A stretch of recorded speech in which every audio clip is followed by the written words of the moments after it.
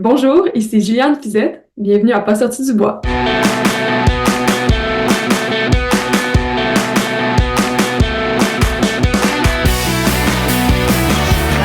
messieurs, votre gagnant du 110 Si tu commences à te sentir bien en courant un ultramarathon, fais-toi-en pas, ça va passer. Grand champion du 125 km! C'est la Minute NAC et aujourd'hui, je vous parle de l'Ultra Énergie. C'est un mot que vous entendez souvent quand je vous parle des produits NAC, mais c'est pas juste le nom des différents produits. L'Ultra Énergie, c'est la petite révolution de NAC qui fait que chaque produit contient tout ce que vous avez besoin pour aller au bout de vos défis d'endurance. L'Ultra Énergie, c'est une technologie développée par NAC qui repose sur 3 piliers. Un mélange de glucides naturels simples et complexes pour éviter les chutes de sucre, des protéines complètes et durables avec des BCAA naturels pour réduire la fatigue musculaire et optimiser votre réserve de glycogène, et finalement, un mélange d'électrolytes pour reconstituer les minéraux perdus par la transpiration.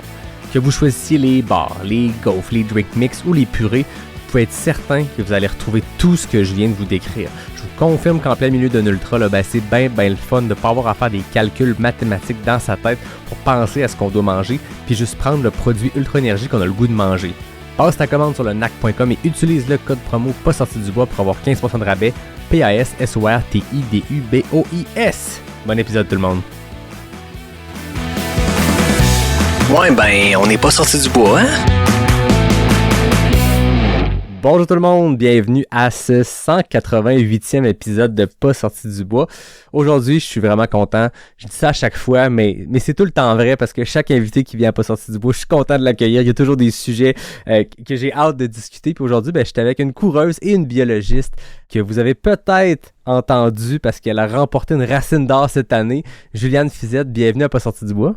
Merci pour l'invitation. Ça me fait Écoute, on s'est parlé à Valmorin pendant la Racine d'Or, juste après, puis depuis qu'on s'était croisés dans les Chic Chocs, je m'étais dit, OK, faut trouver une manière, je pense qu'il y a de quoi d'intéressant.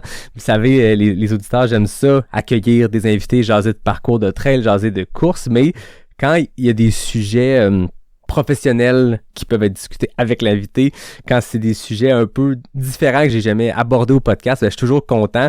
Il y a 2 semaines avec Isabelle Bellard, une Québécoise en Asie, c'était quelque chose qu'on n'avait jamais jasé en 180 épisodes. Là, dans ce cas-ci, la biologie, je sais pas si j'ai déjà reçu une ou un biologiste au podcast, mais c'est la première fois en tout cas qu'on va en parler parce que je vais avoir plein de questions là-dessus. Donc, tout ça pour dire, Juliane, bienvenue à Pas sorti du bois. Merci beaucoup. Ça me fait pas le plaisir d'être ici. Tu le sais, la première question, la plus importante, c'est toujours la même. Juliane, qu'est-ce que tu bois?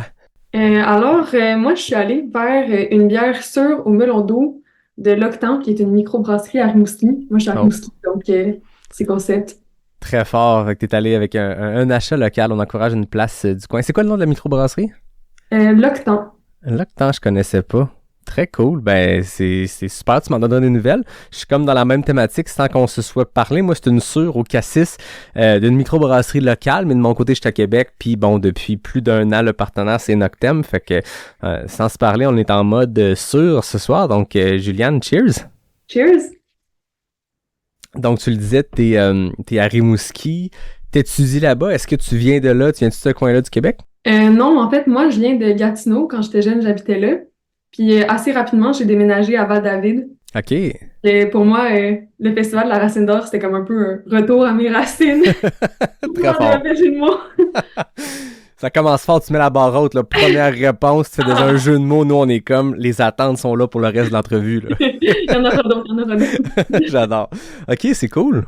Mais moi, là, je suis à Rimouski pour mes études. Fait que je termine un baccalauréat en biologie, plus axé un peu écologie végétale. OK. Donc, c'est ça, j'ai eu comme pendant mon bac l'opportunité de participer à plusieurs projets de recherche, tout par rapport au Chic Choc, en fait, à la foire des Chic Choc. Il y a comme un lien là, pas juste par rapport au trail, parce que tu as couru beaucoup dans les Chic Chocs. Je pense autant en course organisée que peut-être pour le plaisir de découvrir, mais en plus, il y a un côté professionnel avec tes études. Fait que il y a un attachement fort à ces montagnes-là. Ouais, exact. À la base, j'étais là-bas pour la biologie, mais là, j'ai comme tout transféré ma pratique sportive dans ces montagnes-là, puis c'est devenu comme mon terrain de jeu officiel. J'adore. Ben écoute, parlons de ça, de ton parcours sportif. Donc, la course, comment c'est arrivé dans ton parcours? Qu'est-ce que tu as fait comme sport? Qu'est-ce qui t'a mené jusqu'au sentier? Ok, je dirais que mon parcours sportif, il est pas tant funky, là, c'est quand même du déjà vu, à part peut-être que j'ai quand même commencé le trail assez jeune. Là, j'ai 22 ans, puis j'ai quand même fait déjà quelques courses en trail. Mais mettons, si je retourne à mon enfance, moi, je viens vraiment plus du monde de la natation. Fait que je nageais dans un club de compétition quand j'étais au primaire. Puis malgré comme tous mes entraînements, j'ai jamais tant réussi à performer dans ce sport-là. Je pense que j'ai comme eu un déclic à un certain point que j'étais peut-être une personne plus terrestre qu'aquatique. OK. Ouais, parce que en fait, j'ai participé à mes premiers championnats de cross-country régionaux quand j'étais au primaire. Puis ça se passait super bien, là. Surtout, j'aimais ça, en fait. Puis je faisais quand même des bons chronos. Puis je participais aussi à chaque année aux championnats provinciaux. Donc, c'est ça. Ça m'a amené à un peu remettre en question mes choix de sport. OK. Puis j'ai fini par arrêter la natation quand je suis rentrée au secondaire. Puis là, je me suis essayée dans plein de sports différents. J'ai fait du karaté, de l'escalade, du volleyball. Je faisais aussi quand même beaucoup de plein air avec mes parents. Mais c'est ça. Sinon, j'allais quand même jogger le matin avant d'aller dans mes cours. OK. Je pense que c'est quand même pas tant commun des adolescentes qui courent juste de même pour le fun, sans se faire forcer par leur professeur d'éducation physique. Non, c'est ça, j'allais dire. Ça semble le parcours de bien des gens qui écoutent de aller courir le matin. Mais c'est rare que les gens le faisaient à l'adolescence. En tout cas, moi, je sais, je pratiquais plein de sports, puis jamais ça me serait venu à l'idée. Te rappelles-tu la première fois qu'un matin, tu t'es dit « Pourquoi pas aller courir ce matin? » Honnêtement, je m'en rappelle plus vraiment, mais je me rappelle que comme tout le monde me disait comme voyons pourquoi tu fais ça, puis j'étais comme toujours étiquetée un peu comme la fille qui aime vraiment trop courir, là, comme vraiment trop Fait que c'est devenu rapidement un mode de vie, dans le sens où quand c'est une habitude qu'on prend, qu'on fait quasiment tous les jours, qu'on intègre dans notre horaire. Dans le cas à l'adolescence, comme tu dis, de se lever plus tôt pour aller courir, nécessairement, c'est comme devenu une partie de toi, là. Ouais, exact. Puis en plus, j'y allais souvent en trail quand j'habitais à Val-David parce que mon père commençait à m'accompagner aussi sur les sentiers. Puis lui, il refusait de courir sur route. Puis moi, je voulais pas y aller toute seule. Fait que j'étais tout le temps contente d'y aller en trail parce que j'avais quelqu'un pour venir courir avec moi, là. OK, c'est cool. Tu disais que avec tes parents, vous faisiez de la randonnée, vous faisiez du plein air. Bon, on y reviendra à tes choix professionnels qui t'ont mené à étudier en biologie, mais la nature, ça a-tu comme toujours fait partie un peu de ton champ d'intérêt? C'est un endroit où tu t'es toujours senti bien? Ouais, exact. C'est ça. On faisait vraiment beaucoup d'expéditions, de canot, de kayak, beaucoup d'escalade aussi. Mes parents, c'est des grimpeurs. Puis ma mère était biologiste, mon père géographe, fait que veux pas, je les ai quand même accompagnés une couple de fois sur le terrain. Je pense qu'une randonnée avec des parents qui sont biologistes et géographes, il doit avoir une passation de savoir, il doit avoir de quoi d'intéressant. J'aimerais ça, moi, être un petit oiseau puis entendre ce qui peut se dire quand c'est des gens qui connaissent extrêmement bien ces milieux-là. Ça doit vraiment être intéressant. Ouais, exact. J'ai baigné là-dedans vraiment jeune, fait qu'on identifiait des plantes, on cherchait des bébites. Mon père nous expliquait les formations rocheuses. Puis après ça, on répétait ça à l'école, on était comme « Oh, wow, beau bloc erratique! » Fait que jogger avant d'aller à ses cours, parler de blocs erratiques dans ses cours, je suppose que y avait déjà quelque chose de spécial dans le sens où c'est différent de ce qu'on entend habituellement, puis il y avait une graine qui était semée là, sans vouloir faire, c'est à mon tour de faire un jeu de mots, mais il y avait quand même quelque chose qui était là dès le secondaire. Cet intérêt-là, il était déjà fort. Ouais, c'est ça. Puis après ça, quand je suis rentrée au cégep, ben ça m'a vraiment... Cette germe-là a germé. Et On dirait qu'on s'était dit avant, là, Juliane, on fait un concours, celui de nous deux qui fait le plus de jeux de mots avec les plantes remporte une racine d'or de plus. J'en ai ici qui traînent, hein, si vous avez... By the way, je passe le message à tout le monde, si vous avez déjà gagné une racine d'or, vous n'avez pas votre trophée, ils sont dans mon sous-sol ici. Puis si vous les réclamez pas, je vais les donner à Juliane parce qu'elle va réussir à faire plus de jeux de mots que moi, là. On s'est écarté. On disait, c'est ça, cet intérêt-là, quand t'es rentré au cégep, ça s'est juste poursuivi. ouais, exact. Je me suis inscrite au cross-country collégial. Puis là, c'était super intense. On faisait comme des gros blocs d'entraînement, des intervalles comme j'avais jamais fait avant. Je tripais, mais là, il y a la pandémie qui s'en est mêlée. Fait que là, ça a juste duré pendant 1 an à peu près que j'ai pu m'entraîner comme ça. Puis en même temps que la pandémie est arrivée, moi j'ai eu une fracture de stress. Donc il a fallu que comme je coupe dans la course. Ouais. Il y a probablement comme par manque de connaissances, je connaissais rien de la quantification du stress mécanique. Tu sais, moi j'étais tout le temps à bloc.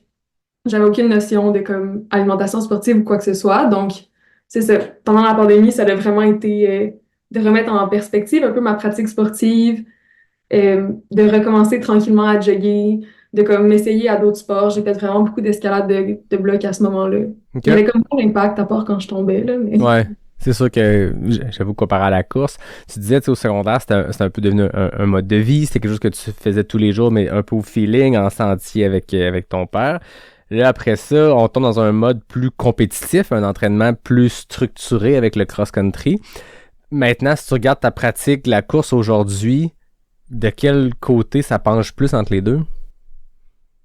Euh, je dirais que euh, c'est vraiment une pratique qui est plus le fun qu'au cégep, comme vraiment moins axée au jour le jour comme compétition. Je suis moins à bloc dans tous mes entraînements.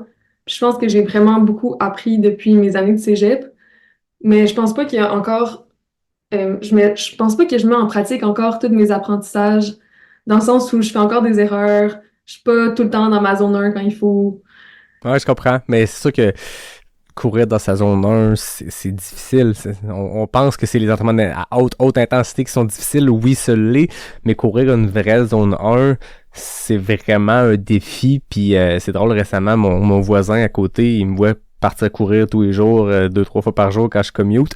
Puis à un moment donné, il m'écrit sur Facebook, il fait « Toi, tu cours pas mal? » Je fais « Ouais, un peu. » Il dit « Je fais plein d'autres sports, mais j'ai comme le goût de commencer la course. On va-tu courir ensemble un moment donné, puis tu me parles un peu de théorie. » Puis je me sentais tellement cordonnier mal chaussé parce que je suis zéro un coach, mais j'ai expliqué un peu les zones, puis comment identifier ces zones. Tu sais, au-delà du rythme cardiaque, tu peux le faire comme ça, mais tu peux aussi essayer de faire du nose breathing ou essayer de parler en courant. Des fois, c'est un bon indicateur pour quelqu'un qui commence, tu sais, qui fait son premier kilomètre de course. Des fois, les gens partent super vite, puis je disais tout ça, puis on dirait que je m'écoutais parler, je me dis, il faudrait que tu mettes en application ce que tu donnes comme truc à ton voisin qui commence la course parce que c'est le fun d'aller un peu plus vite, puis une vraie zone 1, c'est dur à identifier. Toi, tu dis que tu le fais pas toujours. Ouais, c'est ça. Maintenant, j'ai un coach, puis c'est lui qui m'a fait découvrir cette zone-là parce qu'avant, c'était comme quelque chose de mythique et abstrait à mes yeux. Je pense que j'avais jamais couru de toute ma vie dans ma zone 1 avant d'avoir un coach, genre tout récemment, là. OK. Puis ça a changé ma vie, pour vrai, là, comme le fait de courir plus lentement a fait que dans mes courses, j'ai réussi à aller tellement plus rapidement, tellement moins de blessures aussi, là. Pour vrai, je recommande à tout le monde une petite visite dans la zone 1.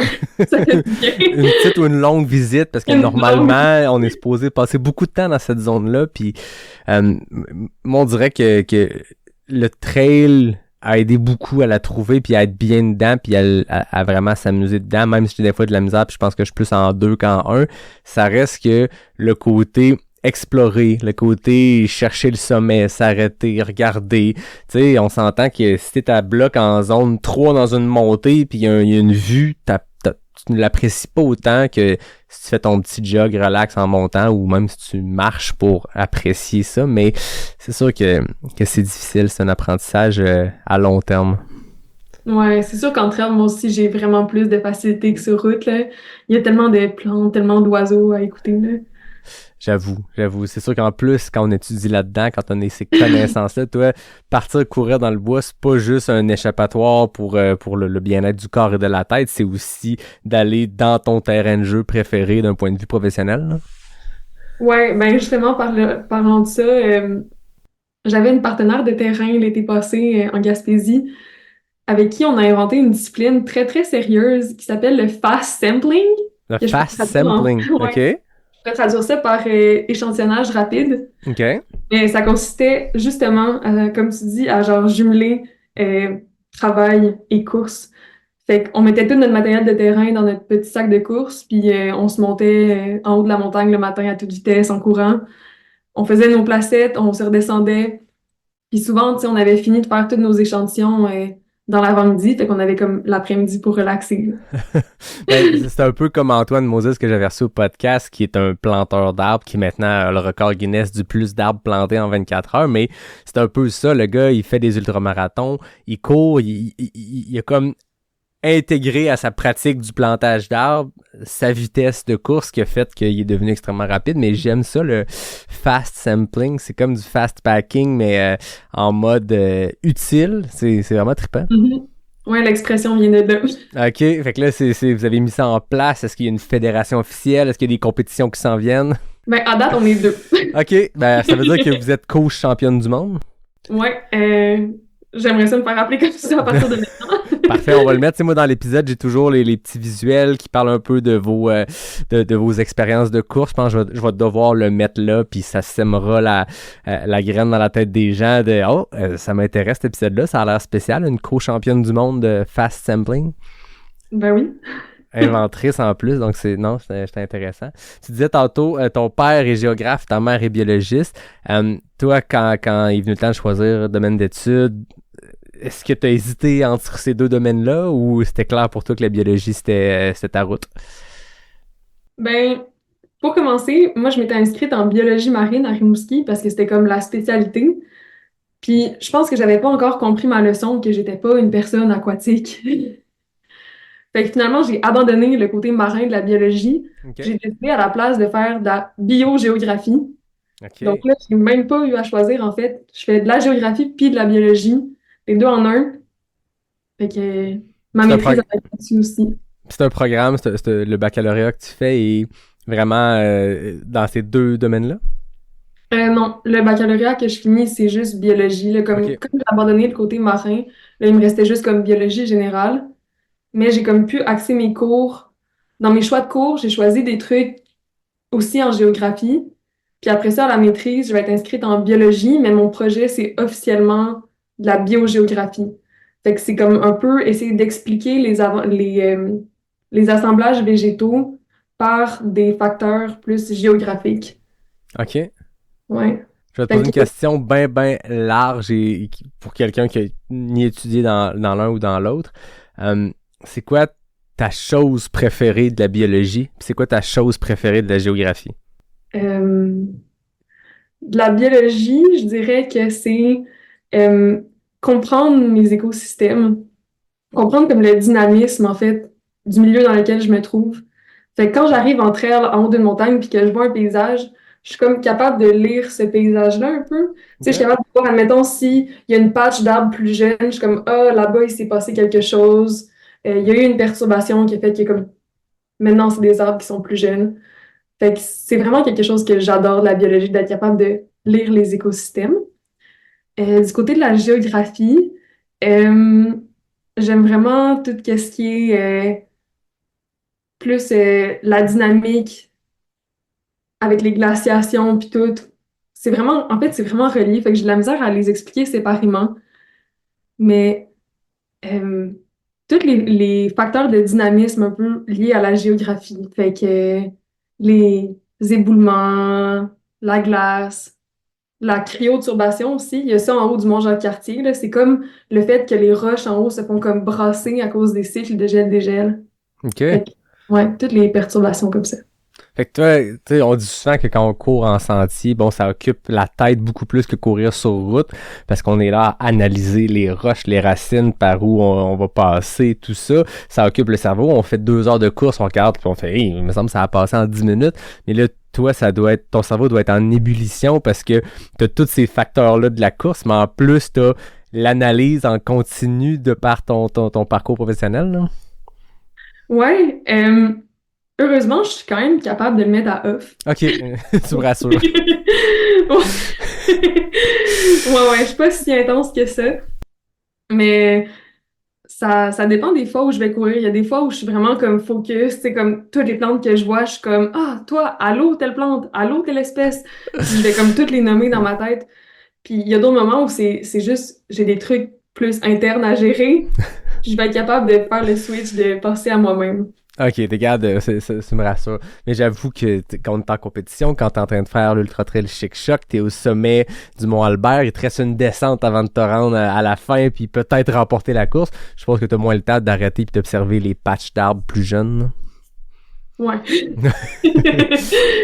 Bifurquons en course, puis on reviendra à la biologie parce que j'ai plein d'autres questions, mais à quel moment c'est passé de un mode de vie, un sport que tu pratiquais pour le fun, à je vais m'inscrire à une course, je vais mettre un dossard, puis je vais aller compétitionner? En commençant l'université, on dirait que ça me manquait un peu cet aspect-là de compétition, là, tu sais, ça me démangeait là, dans les mollets. Puis, il n'y avait pas d'équipe de cross-country ni d'athlétisme à Rimouski, il n'y en a toujours pas. Donc, j'ai décidé de m'inscrire à l'UTCC. J'étais comme, de toute manière, je vais être sur place. J'ai un été à ramasser des données là-bas. Je vais conclure mon été avec une finale flamboyante. Je vais faire le 45 km, qui était une distance dont je m'étais jamais approchée auparavant. Donc là, je m'étais entraînée un peu plus fort pour le 45 pendant l'été. J'y allais comme les matins, les soirs, des fois en revenant de terrain quand j'étais très motivée. Puis, c'est ça. Ça s'était quand même bien passé. Ben, je pense que j'avais fait bien, mais je peux pas dire que ça s'était si bien passé que ça. En tout cas, on pourra en reparler, là. Ben, plongeons là-dedans. Tu sais, à ce moment-là, est-ce que c'était une distance, je veux dire 45 kilos comme première course de trail? Y avait-tu eu un certain build-up jusqu'à ça? Est-ce que t'avais participé à d'autres courses ou tu t'es vraiment lancé dans cette distance ultra-là en partant? Le plus long que j'avais couru, c'était 20 km. OK. Donc, j'étais même pas sûre de le terminer, là. Pour vrai, c'était big dans ma tête. Ouais, ben ça l'est, tu sais, pour l'autre fois, je voyais, je sais pas à quel point c'était des données scientifiques, mais il parlait des 5 accomplissements olympiques les plus difficiles pour le commun des mortels, tu sais, sur 100% des êtres humains sur Terre, combien pourraient réussir à compléter ces épreuves-là, puis c'était pas une question de performance, puis le numéro 1, c'était le marathon, tu sais, c'était l'affaire la plus inatteignable dans tous les sports olympiques, dans le sens que tout le monde peut lancer un marteau. Après ça, tu peux pas le lancer à la distance des Olympiens, mais c'est un sport qui, à un moment donné, le faire, mais le marathon, cette distance-là, c'est 0.01% de la population qui peut le faire. C'est déjà énorme, mais là, toi, tu t'es dit, j'ai déjà fait 20 kilos, let's go, 45 dans les chic-chocs. Ouais. Puis comme je passais l'été à marcher, je m'étais dit que j'avais quand même un bon volume dans les jambes, puis que ça pourrait le faire, mais j'avais quand même pas compris d'emblée le concept d'un ultra-marathon. Tu sais, dans ma tête, là, on était parti sur la trail pour la journée. Fait que, tu sais, il fallait comme que je m'arrête pour dîner comme je le faisais quand je partais sur le terrain pour la journée complète. Fallait que, genre, je fasse des pauses pour aller à la toilette, tranquille, tu sais. Fait que moi, au ravito, je m'arrêtais pour comme 5 minutes, voire 10, 15 minutes à chaque fois, même si c'était juste un 45. Je prenais le temps de snacker, faire la file pour aller aux toilettes. Genre, j'étais vraiment tranquille. OK. Puis quand je voyais les gens au ravito qui se dépêchaient, on dirait que je comprenais pas. J'étais comme, mais la gang, j'en ai là pour la journée, calmez-vous. C'est comme, c'est pas les 5 minutes qui va changer quoi que ce soit. Là, on est là pour 7, 8 heures, je sais pas. Mais c'est ça. Ça, j'avais pas compris ça, que comme, tu sais, les gens, ils raceaient, là. Tu l'as compris sur le terrain en le faisant. Ouais. En termes de préparation, avec du recul, dirais-tu que t'avais une préparation optimale? T'avais-tu fait les bonnes affaires? Ouais, je pense que ouais, pour vrai. Puis à ce moment-là, comment tu t'informais? Tu disais que t'avais pas de coach et tout. Comment t'avais préparé cet été-là? Au feeling. Ah ouais, OK. Ouais. C'était vraiment décousu, là, comme... Souvent, j'allais courir à jeun le matin avant de partir sur le terrain. On décollait du camp à peu près vers 7 heures, fait qu'il fallait que vers 6h45, je sois revenue, mettons, là. Fait qu'il fallait quand même que je me lève tôt. Puis surtout que le soir aussi, j'étais comme trop fatiguée pour y aller, là. Après une journée de terrain dans le corps, t'as pas le goût de ressortir. Fait que c'était comme juste les matins, du jogging une fois de temps en temps. Des fois, j'avais des amis qui venaient dans le parc, puis là, j'allais courir avec eux. Je prenais une journée off, mettons, pour faire ça. Mais ça ressemblait à ça, ma préparation. J'avais vraiment pas calculé non plus comme qu'il fallait que je m'apporte de la nourriture parce qu'il y avait juste un ravito à chaque 20 km. Aussi pour l'eau, j'avais comme pas apporté de filtre ni de petite pastille d'hydratation, là. Fait que j'ai été pognée pour boire dans les ruisseaux pendant la majorité de la course, puis j'ai eu un virus à la suite de ça. Ah ouais, OK. Donc ça s'était quand même pas si bien passé que ça au final. Le après a été pénible. Ouais, quand même. Mais c'est sûr que c'est une course Ultra Trail des Chic-Chocs qui est très reculée, tu sais, donc le nombre de ravitaux et tout, bon, faut être capable d'être un peu plus autonome, puis c'est un bon truc pour les gens qui écoutent, qui se préparent, peu importe la distance de cet événement-là. Le filtre est quand même très pratique. Cette course-là, là, le 45, est extrêmement difficile, mais toi, t'avais passé l'été, je comprends, à t'entraîner dans les Chic-Chocs, dans la région. Donc, ce qui peut être des immenses montagnes, des terrains très techniques pour les gens qui se déplacent pour venir la faire, ça devient une surprise. Toi, ce côté-là, t'étais en terrain connu, il y avait rien là-dedans qui était nouveau, finalement. Exact. Je connaissais vraiment le parcours, chaque virage, chaque roche. Je savais vraiment comment aborder le terrain. Puis je pense qu'en descente, ça m'a full avantagé parce que je faisais juste me laisser tomber, puis ça descendait tout seul, là. Je suis Ouais. devenue à l'aise dans du technique. Mettons, le matin qu'on est parti aussi, c'était comme partir avant une journée de terrain, tu sais, c'était presque la même heure. On est peut-être parti un peu plus tôt, là, mais c'est ça, ça ressemblait. C'était les mêmes choses que je me disais dans ma tête. Tu sais, je disais bon matin à toutes les plantes à cause qu'on est les seules créatures debout à cette heure-là, les seules. J'adore. Puis, bon, on va le dire, ça s'était quand même bien passé. Tu avais remporté la course avec un chrono de 6h56. Est-ce que pendant la course, t'as retrouvé ce petit côté-là compétitif que tu pouvais avoir en cross-country, que tu avais le goût un peu de revivre en te mettant au trail à l'université? Ouais, vraiment, là. Mais j'ai quand même vu que c'était pas le mood de tout le monde non plus, tu sais. Entre elles, c'est vraiment plus par rapport au dépassement de soi. J'ai l'impression qu'en cross-country, qui est vraiment plus compétitif. Mhm. Mais il y a quand même un certain peloton de personnes qui sont vraiment là pour la performance. Fait que j'ai l'impression de pas trop détonner, admettons, à essayer de courir le plus vite possible dans une course comme ça. Ouais, je comprends. Mais est-ce qu'il y a comme une switch qui se met à on ton côté compétitif? Parce que je t'écoute parler de tes entraînements, je t'écoute parler de le matin, je vais faire mon jogging, puis je dis salut aux plantes. Tu sais, on est les deux seules créatures vivantes en ce moment. Tu sais, t'as une approche très organique, très dans le plaisir, très dans le moment. Mais là, t'as un dossard sur toi, il y a un coup de départ. Est-ce que tu sens qu'il y a comme un changement qui se fait, puis là, tu tombes en mode compétitif? Ah ouais, définitivement. J'ai Ok. vraiment ce mode-là compétitif aussi, là. Comme pas juste dans les sports, là, dans toutes les sphères de ma vie, Ah mettons ouais. les activités aussi, là. Toi, on joue à jeu de société ensemble. Si tu perds, tu le prends personnel, là. Maintenant, je suis capable de me gérer, mais ça a toujours été le cas. Je comprends. Fait Mais que ouais, il y a full ce mode-là qui embarque, puis je pense que ça me drive quand même beaucoup, là. Je suis vraiment capable de courir avec le couteau entre les dents, comme on dit, là. ouais.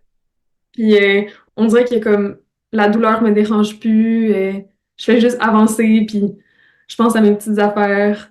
Il y a aussi la métaphore de Courtney, là, la pain cave. Mhm. Ça m'a quand même beaucoup aidé. Je pense au fait que comme j'ai mal, mais je fais juste comme explorer des nouvelles zones de moi-même. Puis c'est ça, c'est vraiment plus d'aborder la douleur avec de la curiosité. Mhm. Puis de se dire que comme je suis pas blessée, tu sais, je suis juste comme en train de vivre un moment. C'est vraiment des émotions auxquelles je suis rarement confrontée. Puis je deviens full à fleur de peau aussi quand je cours. Tu sais, comme tout ce qui m'arrive va comme me causer des émotions décuplées. Ouais. Et ça m'arrive quand même souvent en course aussi quand je suis dans ce mode-là vraiment compétitive, de comme me mettre à avoir les larmes aux yeux ou comme d'avoir des fous rires ou des choses comme ça, là. C'est dur à expliquer ce côté-là. Puis je l'entends souvent, puis je le vis moi aussi, que on dirait qu'on tombe en carence de plein d'affaires. On est en train de se dépasser. On est en train de vivre ce à quoi on pense depuis des semaines, des mois. Tu sais, souvent, quand on se prépare pour une course, je sais pas pour toi, mais moi, je vais y penser à cette course-là. Je vais pas nécessairement faire de la visualisation, tu sais, de manière organisée, mais c'est sûr que si je suis en train de courir un entraînement, puis ma prochaine course s'en vient, je vais y penser, je vais me mettre dans ce mode-là, je vais la visualiser. Là, t'es dedans. Je sais pas qu'est-ce qui explique qu'on devient à fleur de peau comme ça. Toi, comment tu l'expliques? Qu'est-ce qui crée ce sentiment-là dans toi? Moi, j'avais l'impression que c'était comme la grosse shot d'hormones, là, de comme toute la dopamine, les endorphines, qui vient faire comme un gros cocktail full explosif, Ouais, là, c'est ça. qui est vraiment, vraiment à fleur de peau. Il y a ça. Effectivement, comme tu dis, le fait qu'il y a comme tous tes entraînements à te préparer mentalement avant, c'est comme, tu sais, c'est maintenant que ça se passe, là. Puis, tu sais, moi, je le vis aussi, là, au quotidien, comme toi. Mettons, s'il y a un entraînement qui va moins bien, je vais m'imaginer en train de faire mon prochain objectif, puis ça va me motiver à aller plus vite. Mhm. Fait que il y a certainement une partie de ça aussi. Euh, Après, manger du sucre pendant toute la journée aussi, moi, ça m'a jamais réussi. Euh, J'avoue que ça peut. En fait, on consomme des choses en quantité qu'on n'est pas habitué, donc ça doit jouer aussi nécessairement. Tu parlais de la pain cave dont Courtney parle souvent. Toi, bon, t'es allé visiter cette pain cave-là quelques fois quand dans des gros entraînements ou dans des courses. T'as-tu appris quelque chose sur toi? ouais, mais ce serait difficile à expliquer. Je pense que c'est comme au niveau, admettons, persévérance, genre à quel point je suis capable de pousser même si ça fait mal. Mhm. Fait que ça, c'est sûr que comme j'ai full appris à ce niveau-là. Euh, j'ai appris que j'aimais ça aussi, puis que j'étais capable de le faire sans me blesser, que j'étais capable de pousser. Mm. Ouais, mais c'est une bonne question. Je te Je, reviendrai peut-être plus tard je là-dessus. dis pas que c'est facile d'y répondre, hein, ça m'est popé comme ça, mais on apprend une facette de nous quand on fait de la course en sentier. Puis pas juste de la course en sentier, quand on se dépasse dans quelque chose, on découvre des facettes de nous qui ressortent juste dans ces moments-là de carence extrême, de cocktail molotov, d'hormones dont tu parlais, que tu sais, tout ça se mixe, puis on découvre des choses que si on pratiquait pas ce sport-là, si on se poussait pas dans nos retranchements, je pense qu'on découvrirait pas sur nous. Puis je sais pas si toi ça te fait ça. Moi, je fais du pouce sur ce que tu dis, mais j'ai l'impression que ça met en confiance pour la vie en général. De dire que si je suis capable de me pousser de mon plein gré dans quelque chose d'intense comme ça, alors qu'on paye pour être là, puis que, tu sais, on s'auto-met dans la marde, puis on s'auto-met dans des situations où on creuse profond pour en ressortir. Puis quand on réussit, quand ça se passe bien, quand mentalement, physiquement, on réussit à passer par-dessus, on dirait que ça met comme une confiance que on peut affronter un peu n'importe quoi. Puis pas juste en course, pas juste en douleur, mais dans la vie en général. Ouais, ben pareil, là, on dirait que depuis que je fais de la course, ça a full amélioré ma perception de moi-même aussi, ma confiance en moi. Il y a ça d'un côté, mais il y a aussi, je trouve que après avoir visité des endroits aussi profonds de moi-même, j'ai tout le temps après ça, dans les jours qui suivent, un genre de contre-coup où on dirait que là, c'est comme une mini-dépression de comme j'ai tellement vécu un gros high que là, après ça, il faut que ça compense, puis là, il faut que genre j'aille une petite dépression après là. OK. Puis, les jours après les courses, je trouve que c'est jamais facile. Ben aussi à cause que t'es super hacké, tu peux plus faire de sport. Fait que ça, Ouais. c'est comme wish, là. Mais je pense que c'est pas juste ça. Je pense que c'est peut-être aussi au niveau hormonal, encore une fois, que Mhm. peut-être comme tout donner d'un coup, puis après ça, t'as plus d'hormones du bonheur. Ouais, c'est ça. Comme eu trop intensément, faut que ça se rebalance quelque part. Ah, c'est Ouais. intéressant, je l'avais jamais entendu comme ça, mais c'est ça.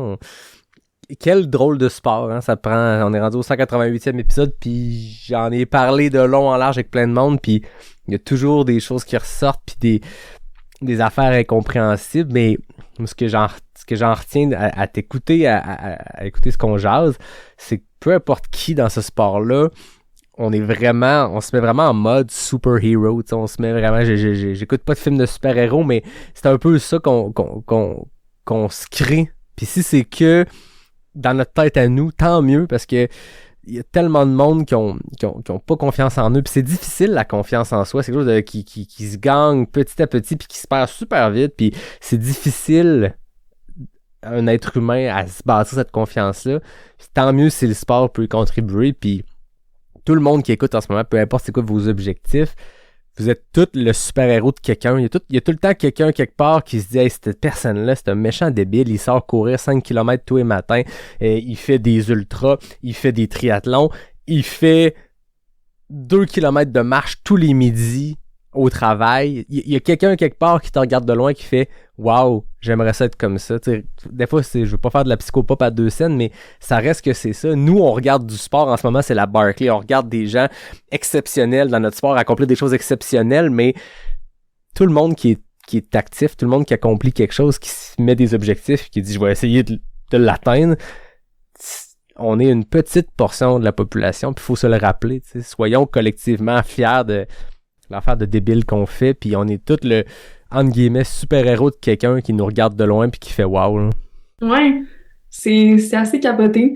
Puis moi, je pense que au-delà de ça, je suis même devenue genre la super-héroïne de moi-même. Mm-hmm. Quand je fais une course, je suis tellement comme fière de moi. Je me dis comme que je vole au-dessus des sentiers, que ça va super vite. En tout cas, je m'impressionne moi-même quand je cours. Puis j'impressionne aussi la personne que j'étais quand j'étais plus jeune parce que récemment, j'ai retrouvé un dessin que j'avais fait quand je pense que j'étais en maternelle. Je pense que j'avais une boule de cristal pour vrai parce que j'avais écrit Arikana 125 km objectif, puis j'avais dessiné le loup Arikana. Mais je pense que j'avais comme 6 ans là, à ce moment-là. Ben voyons donc. Déjà, à 6 ans, genre, je savais déjà qu'est-ce que je voulais faire. Je savais que je voulais faire de l'ultra trail. J'ai jamais fait Arikana encore, mais un jour, je vais la rendre fière, la petite Juliane. C'est donc même malade. Ça, tu connaissais ça parce que t'avais des gens autour de toi qui le faisaient ou? Même pas. Je pense que avec mes parents, on était allés en camping à Charlevoix. On avait été au camping des Chutes Fraser, qui était comme, je pense, à l'époque, partenaire, peut-être encore aujourd'hui, avec la course Arikana. Puis là, il y avait un poster, c'était même pas pendant l'événement, c'était juste comme pour leur faire la promotion, j'imagine. Camping officiel partenaire. Puis là, en venant chez nous, j'avais été curieuse, fait que j'avais fait mes petites recherches, puis j'avais découvert qu'il y avait des gens qui parcouraient comme 100 km et plus en sentier à la course. Donc, ça m'avait super impressionnée. Puis là, le lendemain, j'avais dit comme à tous mes amis que j'allais faire ça. C'est malade.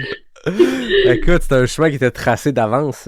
Ouais. C'était prémédité, là. Qu'est-ce qui se passe aujourd'hui? Aïe, aïe. On a parlé de ta saison 2022, de cette préparation-là pour les Chic Chocs. On va prendre une mini-pause pour un message du partenaire. Puis après ça, de l'autre côté, on va aborder 2023. Excellent. C'est la Minute de la Coach avec Natacha Gagné. Dans les 2 derniers épisodes, tu nous as parlé de tes conseils de nutrition avant et pendant l'effort. Maintenant, parlons du après. Donc, burger et bière, c'est ça? Ouais, c'est pas mauvais. Le burger et la bière après, en fait, si ça motive à courir avant, c'est un gros oui. Fait que ce qui est le plus important après, c'est la combinaison glucides-protéines. Avant, on parlait juste de protéines. Il y en a qui parlent encore beaucoup de ça. Mais le glucide est super important parce qu'il va garder ton cerveau allumé. Puis, il va aussi participer à la régénération du glycogène musculaire. Puis, les protéines, ben, on le sait, c'est ça qui nous fait les plus gros biceps du monde. Fait que c'est sûr qu'ils vont en prendre après chaque course. Glucides, protéines après la course, combinaison gagnante. Puis la durée après, je pense qu'il faut quand même manger rapidement. Ouais, on parle dans les 30 minutes, mais la science n'est pas encore claire à ce sujet-là. OK, intéressant. Ben merci beaucoup, Natacha. Bienvenue!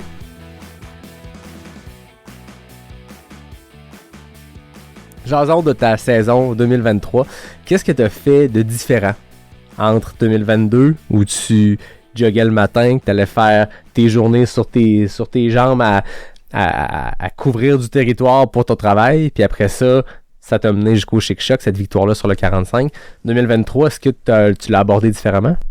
Oui, ben c'est ça. Après l'Ultra Trail des Chic Chocs 45 km, ça m'a vraiment motivée à comme plus m'entraîner. J'avais vraiment le goût de passer au niveau supérieur. Fait que là, je me suis mis à un peu plus m'entraîner jusqu'à atteindre en fait comme un certain plateau où est-ce que je me blessais, je m'améliorais plus. Fait que là, c'est là que j'ai décidé de me prendre un coach. OK. Pour vrai, ça a changé ma vie. Là, c'est là que j'ai découvert justement l'existence de la zone 1, la merveilleuse zone 1. Je dis pas que je la maîtrise encore. Des fois, j'ai des petits relâchements, mais c'est ça. Fait que il m'a permis de comme vraiment plus me concentrer sur des objectifs comme fixes, d'avoir des meilleurs principes d'entraînement. Puis après ça, ben c'est ça, ma saison 2023, à mes yeux, elle a été vraiment géniale. Là. Je me suis améliorée, c'était épique. J'ai eu du gros fun sur les sentiers. Mais de l'extérieur, peut-être que ça paraît pas autant flamboyant que comment je le perçois parce que j'ai pas fait tant d'événements au final. Tu sais, avec le 2 mois de terrain que j'avais en plein milieu de l'été, ben j'ai pas le choix de comme squeezer mes événements avant puis après parce qu'au milieu, j'étais comme vraiment trop concentrée sur mes plantes. Ben oui, ce qui est une bonne chose. Comment t'as choisi ton coach? C'était quoi les critères que tu avais pour la personne qui allait t'accompagner là-dedans? C'est une personne qui s'est présentée au club de trail où je cours une fois par semaine. OK. Un étudiant en kinésiologie à l'Université du Québec à Rimouski. Puis là, il cherchait à comme commencer à coacher. Donc, il avait fait comme une annonce publique. Puis là, il avait dit, en tout cas, si vous êtes intéressé, sachez que j'existe. Puis j'avais été le contacter finalement. J'avais pensé à un petit 2 semaines. Puis après ça, c'était comme clair dans ma tête que je voulais sortir de mon plateau. Puis c'est ça. J'avais comme aucune idée de les coachs qui existaient dans la vie. À Rimouski, j'ai pas l'impression qu'il y en a énormément.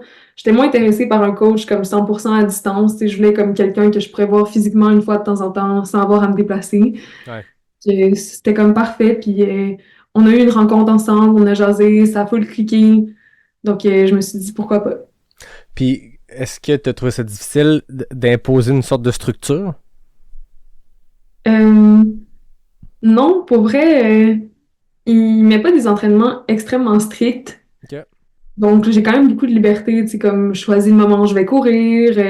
Il me dit, si, admettons, je le file moins pour une séance d'intervalle, je peux comme l'interchanger avec une autre ou juste y aller au feeling puis ne pas la faire. Fait qu'il me laisse vraiment beaucoup de liberté.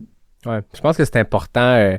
Je vais pas parler pour les autres coachs ou pour chaque personne est différente, mais ça reste que on a un sport où, des fois, pour des raisons inexplicables ou des raisons explicables, rush au boulot, une mauvaise nuit la veille, on n'est pas toujours dans le bon état physique et mental pour faire un entraînement. Puis, tu sais, si on veut bien faire une séance d'intervalle, par exemple, une bonne séance d'intensité, faut être dans des pas pires dispositions. Des fois, l'entraînement va comme faire que ça va nous recrinquer puis ça va nous repartir pour le reste de la journée, mais des fois, tu commences ta course, tu commences en échauffement le premier 5-10 minutes, puis aujourd'hui, je reprends cette expression-là qu'un coach de football nous dit au secondaire quand on courait lentement, mais tu traînes un piano sur ton dos, là, tu sais, il y a des journées qu'il n'y a aucune raison, puis c'est plus lourd, tu as le poids du monde sur ta tête, je sais pas qu'est-ce qui se passe.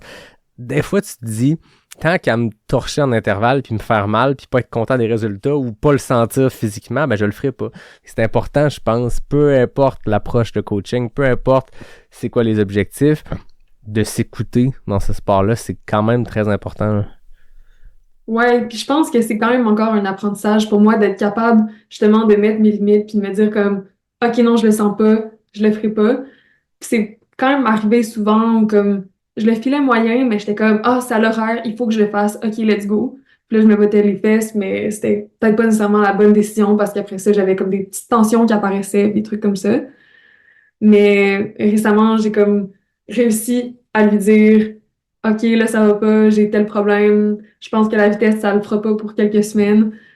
Puis je suis quand même fière d'avoir fait ça parce que je me suis peut-être épargnée comme une super grosse blessure, qui sait. Exact. Non, c'est souvent les blessures, pas tout le temps, mais souvent les blessures sont comme le résultat d'une accumulation. Puis des fois, on apprend à se connaître. Là. C'est un sport où on n'a jamais fini de se connaître, mais on finit par ressentir quand c'est une petite douleur qui est un peut-être début de quelque chose. Tu sais, moi, je le sais que quand j'ai commencé à courir sur asphalte il y a très longtemps, j'ai eu plusieurs fasciites plantaires. Mais maintenant, je le sais quand au repos, tu te lèves un matin, tu fais « Oh, il y a une petite tension là. Je sais quoi faire pour les jours qui suivent pour pas inflammer la patente puis que ça prenne une chire puis que finalement, je me ramasse blessé. » Mais c'est beaucoup, beaucoup de temps puis c'est beaucoup, beaucoup de fascites plus tard que j'ai comme compris qu'est-ce qu'il fallait appliquer. Mais c'est un sport où on apprend à continuer. Mais c'est bien ce que tu dis de s'écouter puis des fois de s'imposer une pause puis de remplacer l'intensité par de la bonne vieille zone 1. Ouais, pour vrai, la zone 1, là, sérieux, il faut que j'y aille plus souvent. Ça marche. Comment t'as choisi cette première course-là de l'année? Tu disais 2 courses, t'as 2 fenêtres d'opportunité avant puis après ton été de travail.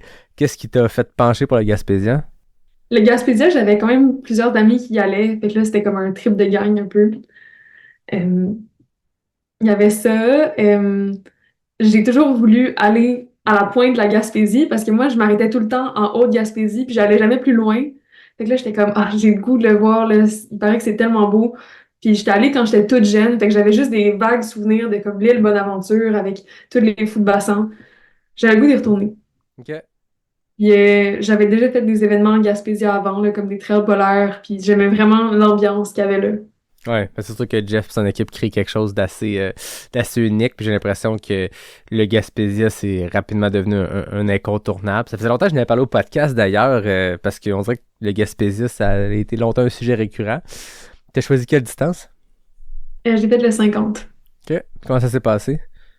Ça s'est super bien passé, là. Pour vrai, je m'étais full améliorée depuis que j'avais eu un coach, justement. J'avais fait quelques petites courses préparatoires avant aussi, le plus des courses locales.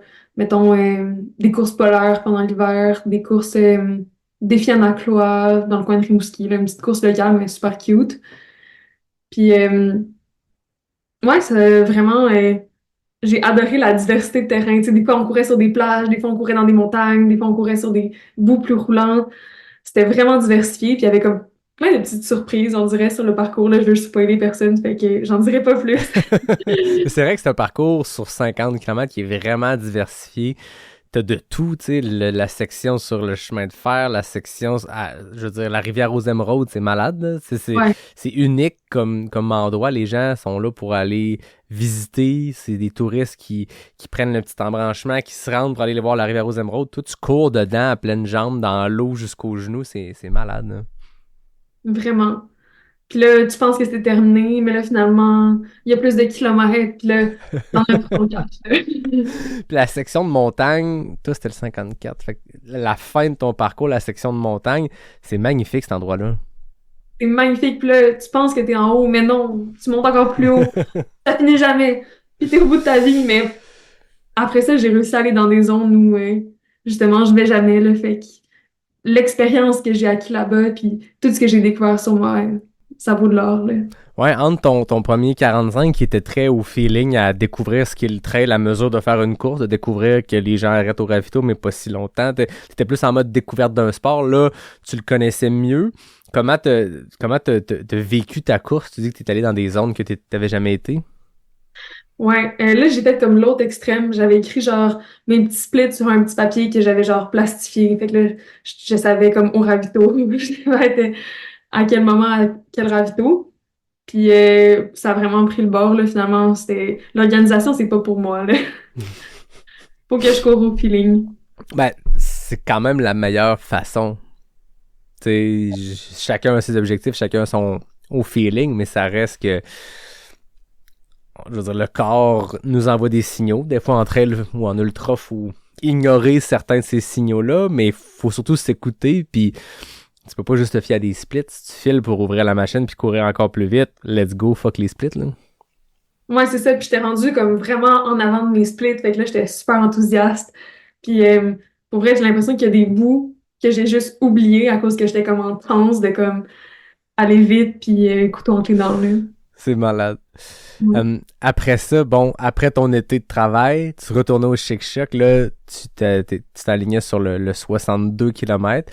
T'avais quand même une progression, tu sais, du 45 au 53,4 du Gaspésia, à l'un un 62. Est-ce que, suite au Gaspésia, tu t'es préparé différemment en vue des Chic Chocs, sachant où tu t'en allais, sachant que c'est un territoire connu pour toi, mais sur une distance inconnue? Ouais, ben d'abord, faut savoir que comme pour moi, le TCC, à chaque année, c'est une tradition. C'est comme la course où je fais ma plus longue distance à vie. Fait que là, j'étais comme, cette année, on est rendu là. Puis l'année passée, j'avais vraiment en tête que comme mon objectif de vie, c'était d'allonger les distances. Là, maintenant, je suis en train de remettre ça en question un peu parce que j'ai peut-être des objectifs comme un peu plus courts. OK. Mais mon but, c'était vraiment d'allonger. Fait que là, pendant l'été, ben, je faisais beaucoup de temps sur mes jambes à cause que là, on faisait comme beaucoup d'inventaire de plantes super loin dans des montagnes où est-ce qu'il y avait même pas de trail. Fait que c'était vraiment de la randonnée pendant toute la journée, beaucoup de déplacements. Puis en plus de ça, il y avait de la course que mon coach m'avait mis pour compléter, souvent les matins, des fois le soir. J'ai fait un week-end choc aussi avec Eric, week-end chic choc, là. OK. Puis fait que c'était pas mal ça ma préparation, mais j'avais pas beaucoup de volume par semaine de course. Il y a quand même peut-être des semaines où j'ai touché le 100 km, mais je pense qu'en moyenne, c'était plus en bas, là. Puis ça reste que tu avais beaucoup de temps sur tes jambes tout au long de l'été, puis c'est non négligeable en trail, là. Je veux dire, quand tu te prépares pour de l'ultra, où on avance pas si vite si on compare à d'autres types d'intensité, d'autres types de sports, mais où l'endurance est la clé, mais du temps sur les jambes, comme tu dis, à aller dans des endroits où il n'y a pas de sentier, à marcher toute la journée, ça doit être extrêmement bénéfique pour ta course, là. Ouais, c'est ça. Ça a vraiment été full bénéfique, surtout pour un parcours comme l'UTCC qui est vraiment pas roulant, là. Tu sais, je dis pas si ça avait été pour une course vraiment plus roulante, mais c'était vraiment parfait pour ce genre de parcours-là. Puis j'avais quand même, tu sais, une séance de tempo, puis une séance d'intervalle par semaine à peu près. Fait que, tu sais, je faisais à peu près une séance par semaine sur la route du parc. Où là, j'étais comme, je lâchais la machine, là, j'allais dans le tapis, mais sinon, c'était vraiment juste jogger dans la montagne. En toute honnêteté, nous, avec Eric, avec l'organisation, on regardait un peu les filles qui étaient sur le 62 km, puis on s'était dit entre nous que la bataille du week-end se passait sur le 62 parce qu'il y avait du gros calibre, puis, je veux dire, c'était un scénario vraiment malade de voir toi qui arrives, que cette expérience-là très gaspésienne, t'as passé les 2 derniers étés dans ces montagnes-là, tu les connais comme le fond de ta poche, t'as remporté le 45. Après ça, il y avait une Valérie Arsenault que j'avais reçue au podcast dans le spécial UTCC, qui est une fille qui a un parcours, qui a une histoire super intéressante, puis qui à ce moment-là avait remporté toutes les courses qu'elle avait faites. Elle avait surprise tout le monde en 2022 sur Arikana, le 42 Saint-Siméon. Elle avait explosé le record du parcours. T'avais Mélanie Biggs, qui est une fille qui, ça fait longtemps qu'elle en fait, qui a des grosses performances. On se disait, le 62, ça va barder. Comment ça s'est passé de l'intérieur de la course, toi, ta journée dans les Chic-Chocs? Hey, on est parti le matin, là. On est parti tellement vite sur la portion roulante du départ où est-ce que c'est comme un 3 km avec quasiment pas de dénivelé. Je me forçais à rester avec le peloton de tête à cause que j'étais comme, tu sais, faut pas que j'ai lâche maintenant, là, sinon c'est sûr que je les rattraperai jamais. Fait que là, j'y tenais, puis là, on a commencé à monter le mont Olivine, qui monte, ça n'a pas d'allure, là. Ça finit jamais, cette montée-là. Puis eux, ils l'ont pas marché du tout, là. Ils ont couru jusqu'en haut. Moi, j'étais pas capable de courir ça, fait que j'étais comme Je marchais vite, en fait, derrière eux, puis j'essayais de pas les perdre de vue. Puis je respirais tellement fort, là. Il y a un gars qui m'a demandé si j'étais correct, puis j'étais comme « Ah oui, là, ça va. » Puis là, rendu en haut du mont Olivine, j'ai comme marché juste un petit peu sur le côté du sentier. Je les ai dépassés, puis je me suis laissé tomber en bas. Puis là, ils m'ont regardé comme un peu bizarre. Et voyons la folle, qu'est-ce qu'elle fait à descendre vite de même? Parce que moi, ma spécialité, c'était vraiment les descentes à ce moment-là. Ouais. Puis après cette descente-là, je pense que je leur ai fait peur parce que je les ai pourvus. OK. Ben, tu sais, vu que c'est un aller-retour, je les ai recroisés au retour. Puis là, je voyais que j'avais quand même pris une certaine avance. Mais je pense que c'était vraiment à cause des descentes. Mettons comme le faux plat descendant jusqu'à la Paruline, je l'ai vraiment roulé, là. Je pense qu'il y a beaucoup de gens qui ont marché là, parce que c'était assez boiteux, mais c'était comme un type de terrain dont j'avais l'habitude quand même. Ouais, c'est ça. Mais ça reste que quand tu t'entraînes là-dedans, quand tu es familière avec ça, tu finis par être très à l'aise. C'est de même dans n'importe quelle course. Je dis pas que c'est gage d'une victoire ou que tu performes mieux quand tu es du coin, mais ça reste que les Chic-Chocs, c'est très particulier. Au même titre que les gens de Beaupré, de Saint-Féréol. Je veux dire, quand ils arrivent sur le QMT, il y a d'autres excellents coureurs, mais il y a un avantage parce qu'ils s'entraînent là. C'est pas un avantage, je sais pas comment dire, c'est pas le bon terme, un avantage, mais ça reste une connaissance du parcours qui fait que cette section-là, comme tu disais tantôt, tu connais chaque roche, chaque raccoin, tu sais où ouvrir, tu sais où faut être patient parce que ça sert à rien d'essayer de gonner telle montée, telle descente parce qu'elle est difficile. Fait que tu finis que tu connais le coin, puis là, ça devient en application pendant la course. Hein. Ouais, exact, là, c'est sûr, ça m'a full avantagé, là. Ouais. Mais c'est un avantage, mais je sais pas comment dire, c'est pas un avantage, c'est un avantage qui est travaillé, dans le sens où c'est une connaissance du terrain parce que tu choisis de t'entraîner à cet endroit-là. Tu choisis de t'entraîner dans un Chic-Choc où il y a des portions hyper boiteuses. Fait qu'une année comme cette année, ben c'est sûr qu'il fallait être bon dans la boîte pour pouvoir bien faire sur ces courses-là. Là. Ouais, puis il y avait aussi comme mon taux d'acceptation du risque aussi qui est quand même assez élevé, je pense. Tu sais, je suis quand même tombée, je me suis égratignée, je me suis pas fait de blessure, mais tu sais, il y a des moments où je me disais comme ça passe ou ça casse. Finalement, ça s'est bien terminé. Tu as remporté la course, mais au scratch. Donc, tu étais la première personne à traverser la ligne d'arrivée, suivie de Valérie Arsenault, qui, elle aussi, est terminée deuxième au scratch. Donc, on a un top 2 tout féminin. Puis Mélanie, qui termine troisième femme, 5e overall. Fait que 3 femmes dans le top 5. C'était malade. T'sais, moi, j'étais là avec le podcast. J'étais là pour animer. Puis, c'est beau de voir ça. On en voit à l'extérieur, à l'international, des courses où ce genre d'histoire-là arrive. Puis moi, je trouve ça beau. Toi, comment tu le vis, ça, de se dire, OK, aujourd'hui, on était 3 femmes dans le top 5. Est-ce que ça te rend fier de voir ça? Ben c'est sûr qu'émotionnellement, ça me fait vraiment plaisir, mais on dirait que dans la vie, j'essaie de comme, ben surtout entre elles, en fait, je me compare vraiment pas aux hommes, parce que je trouve qu'on part juste pas du même endroit, fait que ce serait pas juste envers moi-même de comme me fixer des objectifs par rapport à des gens qui ont pas à gérer les mêmes défis que moi. Tu sais, moi, c'est sûr que pour l'avoir vécu, partir sur une ligne de départ en train de me vider de mon sang, puis savoir que je dois comme passer la journée avec ça dans le bois pendant genre 9 heures, ben c'est sûr que j'ai pas la même réalité que le gars qui est à côté de moi, qui a pas à gérer Clairement. ça. Clairement. Donc, ouais, pour moi, on n'est juste pas sur la même ligne de départ. Fait que je vais jamais me fixer des objectifs par rapport aux hommes, mais si j'arrive avant eux, tant mieux, c'est sûr, ça va me faire plaisir, mais c'est ça, c'est jamais quelque chose que je vais viser. Je trouve ça intéressant. Ça fait écho à la discussion, je sais pas si tu as eu l'occasion de l'écouter, avec 3 experts où on parlait justement des hormones. Puis souvent, on parlait autant des hormones masculines que féminins, mais ça reste que dans la pratique du sport, dans la pratique de la course postpartum ou peu importe, on a abordé plein de sujets.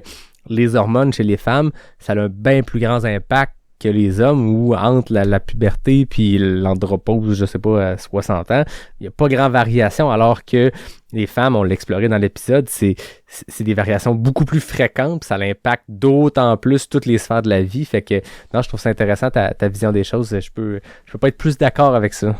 Ouais, puis tu sais, il y en a qui sont vraiment plus qualifiés que moi pour parler des hormones puis tout ça, mais rendu là, tu sais, c'est comme quasiment plus le même sport, là. C'est ça, c'est juste des enjeux différents, puis c'est pas pour me plaindre, là, parce que au contraire, je trouve ça magnifique comment le corps de la femme fonctionne. Mm-hmm. C'est juste complètement autre chose. Non, mais je comprends tout à fait. Ça a pas l'air d'une plainte. Au contraire, c'est un justificatif biologique naturel, mais c'est intéressant de l'entendre. Puis c'est d'autant plus impressionnant quand on voit une performance comme ça, où justement les femmes ont terminé première, 2e, 5e au général. C'est toujours beau. Moi, je me rappelle quand je t'ai vu arriver, j'étais là, puis avec les shorts longues, première femme, première overall, c'était impossible de ne pas faire de parallèle avec Courtney. Est-ce qu'il y a Oh my God, merci! T'en as parlé tantôt, là, t'as ouvert la porte à ça, mais je me rappelle, je sais pas, j'étais avec qui? Je pense que j'étais avec Eric, puis on t'avait vu traverser, puis on était comme, OK, c'est vraiment une performance exceptionnelle. C'est beau de voir ça, tu sais, t'es jeune, puis tu performes super bien dans ce sport-là, mais en plus, les shorts longues, on était comme, OK, là, c'est impossible de pas faire de parallèle, là. Oh my God, ben merci, ça me Je veux touche. pas que je veux pas mettre de pression avec cette comparaison-là. C'est vraiment juste naïvement, c'est ce qu'on a pensé en premier. C'est niaiseux, c'est une histoire de longueur de short parce que c'est comme le style caractéristique à Courtney, mais au-delà des performances, je pense que c'est quelqu'un que tout le monde peut s'identifier à cette fille-là. Homme, femme, élite, amateur, l'approche du sport de cette fille-là surpasse n'importe quoi dans le sport, là. Ah oui, totalement, puis j'avoue que les shorts longues, c'était quand même un peu ça le but. J'étais comme, elle va être avec moi pendant ma course, elle va me donner du courage. J'adore. Fait que là, je pensais à comme sa pain cave, je pensais à elle, j'étais comme, qu'est-ce que Courtney a fait présentement? Elle irait plus vite. Fait que là, j'accélérais. J'adore. Est-ce que tu as vécu une pain cave dans cette course-là? Ah ouais, définitivement, là. Ah ouais? Ça fait mal. Ah ouais? Ça a bien fait À mal. quel moment dans la course? Du début. Ouais. Ça a été une pain cave de 62 km? Non, mais c'est pas vrai. Tu sais, j'étais essoufflée en montant le Mont-Olivine, mais après ça l'a passé dans la descente. Mettons, quand j'ai commencé à bunker, vraiment avoir les jambes raides, là, c'est là que ça a peut-être commencé à plus être la pain cave, là. Je dirais que c'était vers la montée le faux plat montant, là, à partir de la Paruline, là, ce long faux plat montant là, ça faisait mal. OK. Fait que là, t'as complété le 62 km. Tu disais tantôt, t'avais initialement un objectif d'augmentation de distance. Là, tu revois un peu ça. C'est dans quel état d'esprit t'es présentement par rapport à ça? Ben là, quand c'était le moment de comme construire ma saison 2024, je me demandais ça allait être quoi mes objectifs. Puis je pense que mon objectif principal, ça va principalement être d'essayer de mieux me connaître. d'essayer différentes distances pour voir dans quoi je suis la plus à l'aise. Mhm. Parce que là, j'ai pas mal juste fait du, mettons, 40 à 65. Puis je sais que je suis quand même à l'aise dans ce range-là de distance. Fait que là, je vais essayer d'expérimenter autre chose. Ok.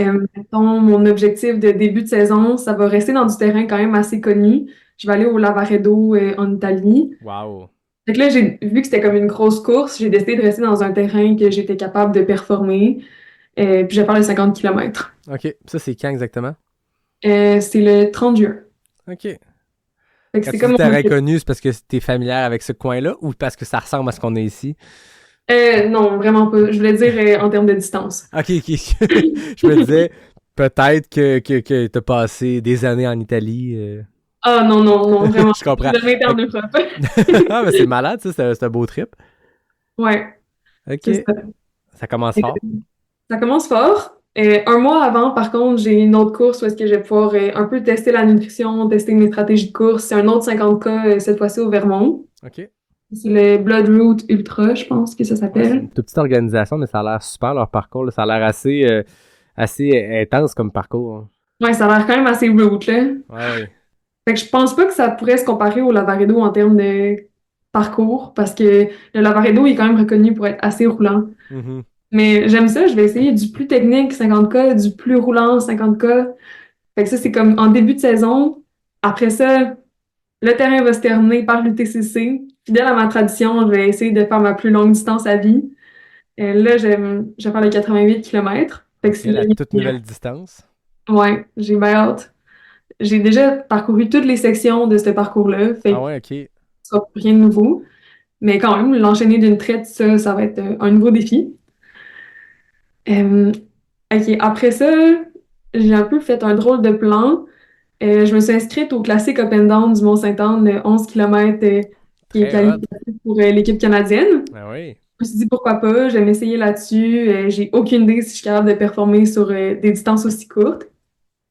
Puis je vais peut-être terminer ça par le Grand-Duc ou une autre course locale, juste pour le fun. Crime, c'est un beau gros plan de match pour cette année. Ouais, c'est ça. Je vais aller du 50K au 88, au 11 km. Puis est-ce que ben là, c'est peut-être un peu d'avance parce que c'était des discussions que tu n'as pas encore eues avec ton coach, mais là, tu viens de le dire, on s'entraîne, on se prépare pour un 88, qui est une très très longue distance, dans un terrain où ça va être très long. Je pense que ça va être des temps qui se comparent plus à du 100 km qu'à du 80 km sur cette distance-là. Et inversement, un 11 km up and down classique, hyper rapide. Est-ce que vous avez déjà discuté de comment la préparation, l'entraînement va se faire de ce côté-là? Non, ça, j'ai aucune idée. On a un plan, mettons, pour les 2 prochains mois, mais ça s'arrête là. OK. Je m'étais dit qu'une fois que le TCC serait passé, j'irais vraiment plus faire comme de la vitesse, puis Ouais. donc on n'aura pas le choix de faire ça. Mais je pratique quand même beaucoup les descentes dans les chic-chocs, fait que je me dis que je vais déjà être quand même bien préparée pour ça, au moins pour la descente. La montée, ça risque d'être une autre histoire, là. J'ai jamais été très très forte en montée, mais je vais travailler ça à ce moment-là, là. Ah ben c'est très cool, c'est vraiment un beau programme. Ouais. Mettons qu'on se projette, là, on parle pour le fun, où tu te vois dans les prochaines années en trail, dans quel type d'expérience tu as envie de vivre dans les années à venir côté trail? Ben, j'ai l'impression que cette saison va vraiment être une saison charnière parce que ça va me permettre de quand même m'enligner. C'est est-ce que je veux faire de l'ultra? Est-ce que je suis plus du genre à faire du format court? Fait que ça va m'enligner un peu de ce côté-là. Puis c'est sûr que je suis vraiment une personne ambitieuse. Puis des fois, je fantasme un peu. Je me dis que j'aimerais ça vraiment courir à un niveau qui est élite. Mais je sais pas si ça va se concrétiser, là. Seul le temps nous le dira. Exactement, puis en même temps, je pense que dans ces choses-là, il faut pas se mettre une pression. Je pense que c'est un sport où on a vu beaucoup d'athlètes se mettre beaucoup de pression, puis c'est normal, c'est un sport compétitif et tout, mais ça reste que faut jamais oublier pourquoi on le fait. Tu sais, on s'entraîne autant, puis on passe autant de temps à s'entraîner fondamentalement parce qu'on aime être dans le bois, puis on aime être dans la nature, puis clairement ton parcours professionnel nourrit ça aussi, mais tu sais, faut en profiter pleinement parce que c'est un sport où on passe 98% de notre temps à s'entraîner pour 2% de dossard, là. Ouais, exact. Fait que je veux vraiment m'aînir comme le fait que j'adore courir entre elles. Puis je veux pas me brûler à l'entraînement non plus. Tu sais, il y a eu des moments dans ma vie où je sais que je m'entraînais trop. Puis on dirait que toutes mes émotions passaient par la course. Tu sais, j'étais triste, j'allais courir, j'étais fâchée, j'allais courir. Puis à un certain point, ben, je savais juste plus comment me gérer autrement que par aller courir. Puis là, quand je me blessais après ça, j'étais vraiment démunie, là. J'étais tout nue face à mes émotions. Ouais. Et puis, je veux pas comme retomber là-dedans. Je veux vraiment que ça reste un plaisir. Puis c'est ça. Je pense que ça va prendre un certain temps avant que la course prenne vraiment plus d'ampleur dans ma vie. Puis je trouve ça correct que ça y aille progressif comme ça. Pour vrai, je vais juste réussir à comme mieux l'intégrer dans mon quotidien sans que ça devienne toxique ou quoi que ce soit, là. Ben ouais, clairement. Là, tu disais tantôt que tu vas te lancer dans la maîtrise après ton bac, fait que tu vas être bien occupé de ce côté-là aussi, là. Ouais, exact, là. Parlons-en parce que tu as passé beaucoup de temps dans les chic-chocs. On a parlé à ce podcast-ci, dans cet épisode-ci, mais à travers le temps, beaucoup des chic-chocs, les montagnes, la course. J'ai le goût que tu nous racontes, toi, de ton œil de biologiste qui a passé des milliers d'heures dans ce coin-là. Qu'est-ce qui te fascine le plus sur cette chaîne de montagne-là? Il y a comme un mystère dans les chic-chocs qui plane. Ah ouais? Ouais, ouais, il y a un gros mystère sous nos yeux, mais personne le voit nécessairement. C'est pas les caribous. D'habitude, quand on parle des chic-chocs, on parle vraiment plus des caribous, mais là, je vais essayer de comme tourner les yeux des gens vers peut-être les plantes un peu plus. Ouais. Il y a vraiment une grande diversité de plantes arctiques alpines là-bas, puis c'est assez spécial. Il y a même beaucoup de plantes, en fait, qu'on retrouve juste dans cette chaîne de montagnes-là, puis il y en a nulle part ailleurs dans le monde. Puis moi, en fait, le sujet de ma maîtrise, ça va être d'essayer d'élucider ce mystère-là, de comprendre pourquoi il y a autant de diversité de plantes. Puis là, on avait comme quelques hypothèses à explorer. Fait que là, on s'était dit que c'était peut-être le patron de déglaciation, lors de la dernière déglaciation, en fait, de comment la glace s'est retirée. Il y a plusieurs plantes qui auraient pu coloniser après ça les montagnes, puis ça aurait comme créé des assemblages bizarres comme ceux qu'on observe aujourd'hui. Il y a la topographie qui est assez spéciale, la géologie aussi. Il y en a peut-être qui sont familiers un peu avec les chic-chocs, qui savent que le mont Albert, il est fait en serpentine, qui est comme une roche pleine de métaux lourds, qui fait qu'il y a juste certaines plantes, en fait, qui peuvent pousser sur cette roche-là, les plantes serpentinicoles. Il y a aussi des facteurs plus température, humidité, des trucs météo comme ça.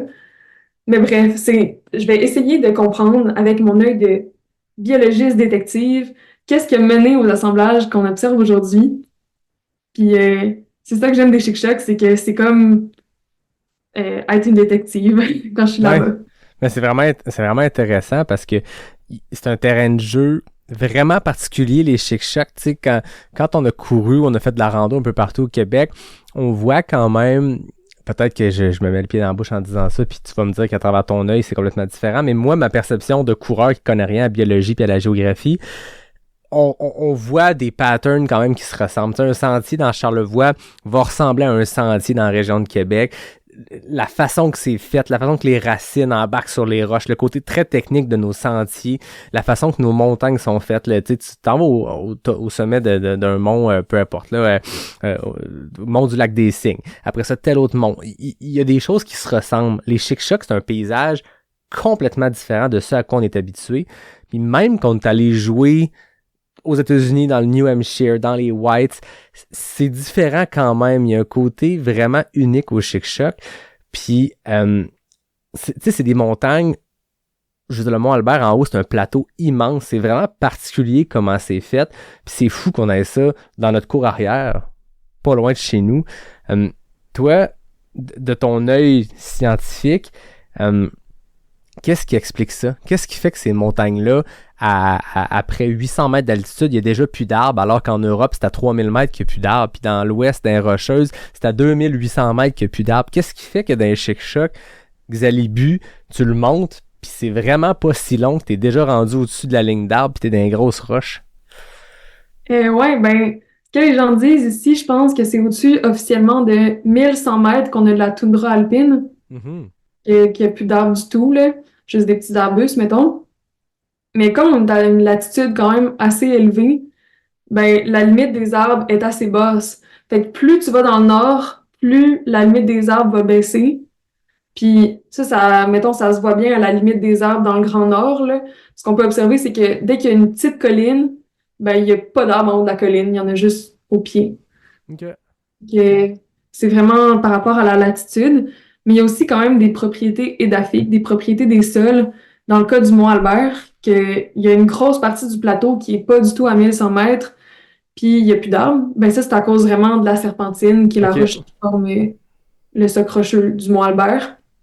Ça, Puis est-ce que, juste pour que je comprenne des- la serpentine, est-ce que c'est tout ce qu'on voit, la section je veux dire, en arrière, mettons que t'es au gîte devant toute une montagne assez standard québécoise, puis à un moment donné, en haut, il n'y a plus trop d'arbres, mais l'autre bord, l'autre versant, c'est complètement martien, lunaire, avec les grosses roches. C'est ça que tu parles, la serpentine? Ouais, la serpentine, c'est les gros blocs oranges, là, que vous OK. voyez dans la cuve, là. C'est malade, cette affaire-là. C'est malade, ouais. Il y a un côté où est-ce qu'il y a plus d'amphibolite, je pense. Puis là, l'amphibolite, c'est une roche qui est comme plus propice à la croissance végétale. Mais la serpentine, c'est plein de métaux lourds. J'ai oublié lesquels. Mais ça inhibe la croissance des plantes. Fait que les arbres en haut, ils poussent pas à cause de ça. Puis qu'est-ce qui a pu se passer pour que, à travers une chaîne de montagnes qui, pour certaines montagnes en apparence, sont un peu comme le reste du Québec, un peu plus hautes, mais tu sais, du conifère, puis c'est vert, puis c'est assez rocheux comme les autres. Puis là, cette section-là, t'as des immenses roches rouges à découvert, tu sais, pas d'arbres, pas de végétation. Qu'est-ce qui peut expliquer cette formation-là à travers les années? C'est comme une intrusion rocheuse. Tu sais, c'est comme... Il fut un temps où c'était juste comme une soupe de lave avec différentes roches. Puis là, il y a une partie plus de serpentine qui a émergé puis qui a durci à cet endroit-là. Mais il y en a une autre un peu plus loin. Je pense que c'est le mont du Sud, que c'est aussi de la serpentine. Fait que ça, c'est un mont qui est comme au sud du parc. Puis c'est pareil que le mont Albert, juste un peu plus petit. Il n'y a Ok. pas de petit là-bas. Fait que c'est pour ça que les gens le connaissent moins. Mais j'ai eu l'occasion de le visiter. C'est quand même impressionnant, là. Ah, c'est malade. Puis, tu sais, toi, de ton œil d'une biologiste qui étudie la flore, qui étudie les plantes, qui étudie les végétaux, est-ce que de développer des parcs nationaux, est-ce que de randonner, d'ouvrir des sentiers, d'aller courir dans ces écosystèmes-là, est-ce que fondamentalement c'est bon ou est-ce qu'on laisse vraiment une trace où on a un impact, où on va jouer une place qu'on devrait pas? C'est sûr qu'on a un impact, mais je pense pas que c'est un impact qui est nécessairement négatif si c'est fait de manière intelligente. Ok. J'ai eu l'occasion de travailler en 2022 sur un projet de recherche d'un étudiant à la maîtrise. Puis lui, il travaillait sur la colonisation des montagnes par les plantes exotiques. Fait que là, par plante exotique, tu sais, je parle vraiment de n'importe quelle plante qui va être déplacée d'un milieu d'origine vers un nouveau milieu où est-ce qu'elle va se mettre à proliférer souvent. Fait que tu sais, c'est comme tout ce qu'on qualifie de mauvaises herbes, du pissenlit, de la bardane, même le gazon qu'on a sur notre terrain s'en est. Puis il y en a aussi en Gaspésie. Euh, Là, avec, c'est sûr, les nouvelles voies de communication entre les pays, avec la mondialisation, ben, ça ouvre des nouvelles voies migratoires pour les plantes exotiques. Puis là, il y en a plein qui s'établissent dans les villes, mais partout aussi où est-ce qu'il y a des humains. Donc, en Gaspésie, ça se traduit surtout par autour des zones de service, les campings, les stationnements. Fait que c'est vraiment comme des hotspots de plantes exotiques. Puis là, il y a beaucoup de gens qui circulent dans ces zones-là, qui empruntent les sentiers ensuite, comme nous, les coureurs. Puis on va déplacer les plantes exotiques de plus en plus loin de ces hotspots-là, de plus en plus haut en altitude aussi, au point où est-ce qu'ils pourraient dépasser éventuellement la limite des arbres. Puis là, c'est là que ce serait quand même assez critique, parce que si une plante exotique dépasse la limite des arbres, elle n'a plus de compétition pour la lumière. Il n'y a plus d'arbres, fait que c'est comme une ressource qui est illimitée. Elle pourrait se mettre à proliférer si elle est capable de s'adapter à ce nouvel environnement-là. Puis, à ce moment-là, on pourrait observer vraiment une diminution drastique de la biodiversité. Déjà que la toundra alpine, c'est un milieu qui est super fragile. Ce serait ça qui serait critique.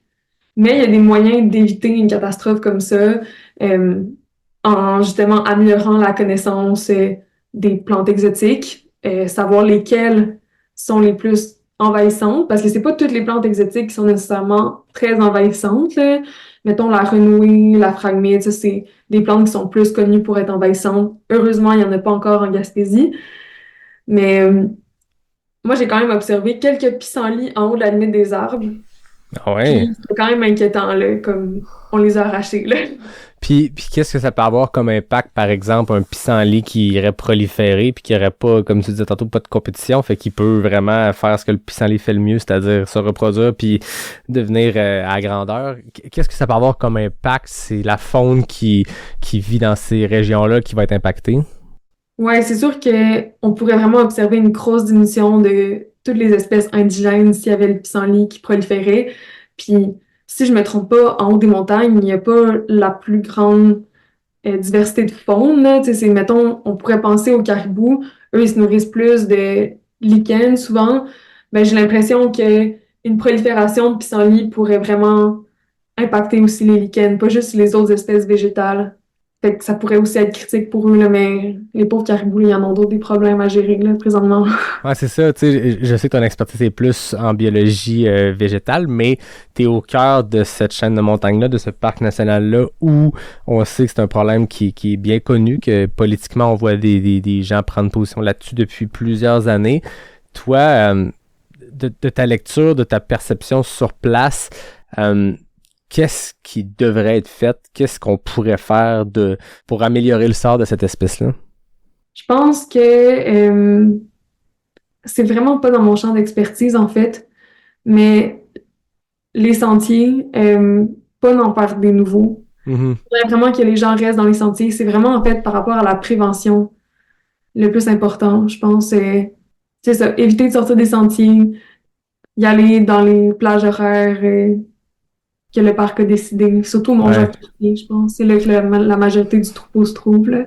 De respecter les règles qui sont mises en place parce que... Ouais, c'est ça. Ben, il y a des gens qui s'y connaissent plus que nous qui ont pris cette décision-là. Exact. C'est quand la CEPAC va donner des directives, vont mettre des règlements, vont fermer des sentiers, c'est pas pour faire chier l'humain qui est en vacances cette semaine-là. C'est pour des raisons qui sont tout au-dessus de nous autres, puis ça me permet de faire un pont vers un truc que j'essaie toujours de positionner rendu au printemps quand on approche. Je trouve ça drôle de te dire ça pendant qu'il neige à plein ciel, puis c'est comme la troisième giga bordée de neige à Québec depuis 2 semaines, mais ça reste qu'on est au printemps. Je pense qu'il y a d'autres régions qui sont déjà dans cette réalité-là, mais faut faire attention à nos sentiers au printemps, puis je le répète à chaque année, puis je veux pas avoir l'air moralisateur, je veux pas avoir l'air de taper sur des doigts parce que on a un sport qui est en extrême augmentation de son nombre de participants. Je pense que les dernières études, c'était 1000% d'augmentation par année au Québec en ce moment sur le nombre de personnes qui se mettent à ce sport-là, puis c'est magnifique, on aime notre sport, puis tant mieux s'il y a plus de monde qui le pratique. Par contre, des nouvelles coureuses, des nouveaux coureurs de sentiers, ça amène peut-être une méconnaissance sur le fait que pendant la période de dégel, on va pas dans les sentiers. T'sais. Puis les parcs nationaux vont aller fermer des sections, les parcs régionaux, les centres de ski, peu importe ceux qui opèrent des systèmes de sentiers, vont mettre de la réglementation. Faut la respecter. Mais je sais que la majorité d'entre nous, aussi, on fréquente des endroits qui sont pas des sentiers organisés, qui sont pas des réseaux de sentiers gérés par la CEPAC ou autre. Dans tous les cas, évitons les sentiers au printemps. Si tu vas dans ton sentier préféré, puis que la neige est molle, que ton pied passe à travers, puis se rend sur le sentier, c'est le temps d'aller faire tes intervalles sur route. C'est une période qui est plate, mais moi, je dis tout le temps, c'est une belle opportunité pour aller travailler justement des intervalles sur route, des run tempo, d'aller découvrir des routes de campagne, des routes de gravier qui vont se trouver dans des réseaux un peu plus ruraux, puis c'est vraiment des endroits le fun à courir aussi pour un autre type d'entraînement. C'est le temps de diversifier un peu avant de retourner en sentier. Laissons le temps au sentier de justement se régénérer parce que ce qu'on va voir souvent, c'est que à la fonte des neiges, la glace, la bouette, quand ça se mélange, c'est en plus, c'est des coureurs qui passent, puis après ça fait des giga trous de bouette, puis les gens se mettent à contourner la boue. Je sais, les coureurs de trail, on aime ça sauter dedans pieds joints, mais il y a des randonneurs qui passent, il y a des coureurs qui vont les éviter, mais ça fait qu'on élargit le sentier, puis le single track devient un double track, puis c'est toutes des choses qui sont pas bonnes pour notre sport, puis on fait ce sport-là parce qu'on aime donc bien la nature, fait que protégeons-la. Fait que je me permettais l'aparté, je sais pas si c'était quelque chose à rajouter sur le sujet, mais je trouve que c'est important de respecter ces règles-là au même titre que quand la CEPAC te dit visiter tel sentier est fermé au Mont-Albert, au Mont-Jacques-Cartier, c'est pas pour te faire chier, c'est parce qu'il y a une raison scientifique derrière ça qui est tout à fait valable. Ouais, non, je pense que t'as vraiment bien fait le tour du sujet, là. Je saurais pas quoi dire de plus. La minute moralisation est faite. Revenons à nos moutons. Non, je niaise. En ce moment, là, tu prépares ton projet de maîtrise. C'est vraiment intéressant. J'ai quasiment le goût de te dire, on se reparle dans une couple d'années quand ça sera fait. Bon, on va sûrement se reparler, nous, se croiser dans des événements, mais je veux dire, on revient sur ce sujet-là parce que je trouve ça intéressant de faire une partie 2 au podcast puis explorer ce que tu auras découvert dans ton rôle de détective dans les Chic Chocs. Avant qu'on termine, parle-nous de ton espèce préférée. Mon espèce préférée, c'est une créature qui est légendaire. Ça s'appelle le bottriche. OK. Tout le monde a cherché ça sur Internet. Le bottriche, ça s'écrit avec un Y. Ça ressemble à comme une minuscule fougère primitive. Puis il y en a beaucoup dans le parc du Bic, mais à 2 reprises, j'en ai trouvé en Gaspésie. C'est des espèces qu'on n'arrive même pas à identifier. Tu sais, comme là, on a identifié le bottriche, comme le genre bottriche, mais on n'arrive pas vraiment à aller plus loin que ça des fois parce que c'est assez flou, là, la limite entre les espèces. Fait que les bottriches, dans ma tête, ça a toujours été comme des petits lutins magiques. Je les considère même pas comme des plantes, en fait. Ben, je regarde plus l'écran parce que je suis allé faire la recherche dans mon autre écran, puis c'est vrai que c'est vraiment particulier. Ouais. Il faut vraiment fouiller dans l'herbe pour les trouver, là, comme ça se voit pas au premier regard.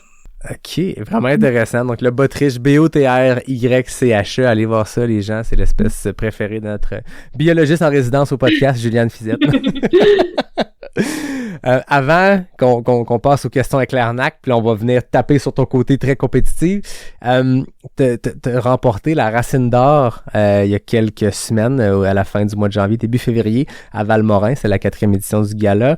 C'était, comme à chaque année, c'est la seule catégorie qui est plus compétitive dans le sens où c'est par rapport aux performances, mais encore là, le jury se permet d'évaluer au-delà de la performance plus c'est quoi cette première saison-là des candidatures. T'es reparti avec la Racine. Qu'est-ce que ça signifie pour toi? Ça t'a-tu fait plaisir de recevoir ce bout de bois-là? Ouais, c'était vraiment un honneur, là. Ça m'a full impressionnée parce que je m'attendais vraiment pas à ça. Tu sais, dans ma tête, comme le gala de la Racine d'or, c'était toutes les personnalités du trail québécois, puis je m'associais même pas tant à un membre de cette communauté-là avant. Quand j'ai su que j'étais nominée, ça m'a vraiment surpris parce que je savais même pas qui m'a nominée, puis à ce jour, je sais toujours pas qui m'a nominée. J'ai demandé à tout le monde que je connais qui fait du trail, puis tout le monde était comme « Ah, bravo, mais non! » Mais félicitations! Puis c'est ça, j'étais même pas sûre d'être présente au festival parce que c'est quand même loin de où est-ce que je suis présentement. Mais mon père habite là-bas, donc je m'étais dit, je pourrais aller lui rendre visite en même temps. Faire une pierre deux coups. Voilà. Donc j'ai été, puis là, en fait, c'était pas juste ça aussi qui m'a convaincue. Mélodie, elle m'a écrit, là, elle était comme, tu vas-tu venir? Puis là, j'étais comme, si elle me le demande, peut-être que c'est important. Fait que là, je suis y aller. Puis c'était vraiment le fun comme soirée. J'ai vraiment adoré parler à tout le monde. Puis ouais, je pensais vraiment pas que mes performances valaient une Racine d'or. Ben, clairement, parce que c'est un jury qui s'est penché sur la question. Puis, on le dit souvent avec la Racine d'or, la personne qui repart avec le bout de bois, c'est flatteur, mais on est vraiment là pour célébrer toutes les personnes qui sont nominées. C'est une 60aine de personnes qui étaient nominées, donc je tiens quand même à les mentionner parce que dans la jeune pousse, on avait toi, mais on avait Laurence Beauchemin, Andréane Cloutier, Philippe Poulain et Jeanne Carrier. Donc tous des jeunes athlètes qui ont eu une saison éclatante. Puis c'est ça, le but de la Racine d'or, c'est de mettre en lumière des histoires, mettre en lumière des humains avant la performance, avant le côté compétitif du sport, puis vraiment juste promouvoir notre sport à travers ça. Puis je pense que notre sentiment de communauté vit à travers aussi ce genre d'événement-là. Puis c'est important des fois de se rappeler que oui, c'est un gala, mais on le répète toujours, la remise de prix, c'est juste un prétexte pour faire un événement de trail en plein hiver, tu sais. Ouais, exact, ça me garde motivée, là. Ben, félicitations pour ça. Ben, merci beaucoup. Je le disais, on arrive à la fin de l'entrevue, le moment où on a les questions éclairnac, 10 questions à répondre le plus rapidement possible. Je sors mon chrono, puis tu me dis quand t'es prête. Je suis prête. Route ou trail? Oh. Hiver ou été? Été. Des plus ou des moins? Des moins. Bouette ou slush? Bouette. Questionnac, arachide ou amande? Amande. Feuillu ou conifère? Conifère. Café ou thé? Café. Sentier roulant ou technique? Technique. 50K ou 50 000? 50K. Chic choc ou percé? Chic choc. Oh shit, 18 secondes! Faudrait que je vérifie, mais je pense que dans les catégories en Zoom, en virtuel, parce que moi, il faut que je sépare mes catégories parce que là, en vrai, c'est plus rapide. Mais je pense que 18 secondes, c'est dans les meilleurs chronos qu'on a eu. Félicitations. Merci. Mais j'avoue qu'il y en a que, tu sais, j'ai dû trancher, mais en fait, la réalité n'est pas autant tranchée, là. As-tu aimé l'effort, hein? Feuillu ou conifère, je suis allé dans ton champ d'expertise. C'était quoi ta réponse? J'ai même pas eu le temps de l'écouter. J'ai dit conifère. OK. Qu'est-ce qui explique ce choix-là? Je les trouve beaux. C'est quoi ton conifère préféré? Je dirais que c'est le pin gris. OK. Il ressemble à un petit bonsaï perché sur un cap de roche. Puis on retrouve ça dans quel coin, quelle région? Il y en a beaucoup le long du fleuve, admettons, sur les Caps Rocheux, sur la côte nord. Il y en a aussi dans le coin de Kamouraska, quand même beaucoup sur les Caps Rondes. Ouais, il y en a pas en Gaspésie. OK. Est-ce que tu as pu déceler c'était quoi l'essence de bois de ta racine d'or? Non, j'ai pas fait d'analyse moléculaire.